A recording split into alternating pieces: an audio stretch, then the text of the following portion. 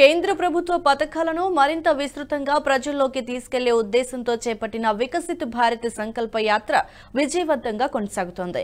ఈ సందర్భంగా ప్రధానమంత్రి నరేంద్ర మోదీ వికసిత్ భారత్ సంకల్ప యాత్ర లబ్ధిదారులతో వీడియో కాన్ఫరెన్స్ ద్వారా సంభాషించారు.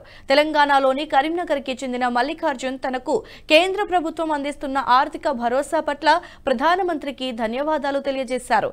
కిసాన్ క్రెడిట్ కార్డు ద్వారా తమకు 5 లక్షల రూపాయల లోన్ లభించిందని తెలిపారు.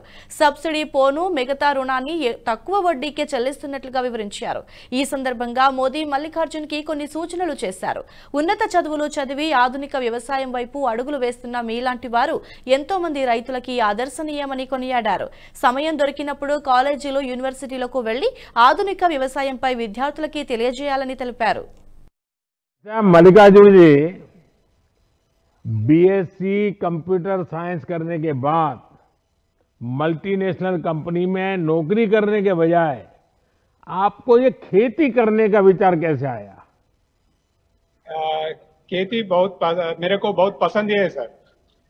खेती करने के लिए पढ़ने लिखना लोगों से और अच्छी खेती करता है सर।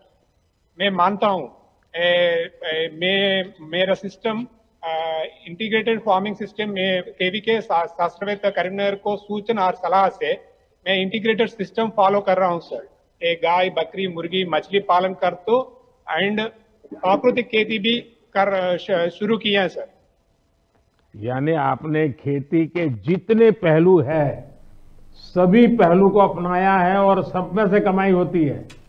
ఈ వీడియో మీకు నచ్చినట్టయితే లైక్ చేయండి, 10 మందికి షేర్ చేయండి. అలాగే కామెంట్ల రూపంలో మీ అభిప్రాయాలను మాతో పంచుకోండి. Nationalist hub group of channels ను సబ్స్క్రైబ్ చేసుకుని తెలుగునాట జాతీయవాద జర్నలిజాన్ని ప్రోత్సహించండి. ఈ వీడియో కింద ఉన్న బెల్ ఐకాన్ పై క్లిక్ చేయడం మర్చిపోవద్దు.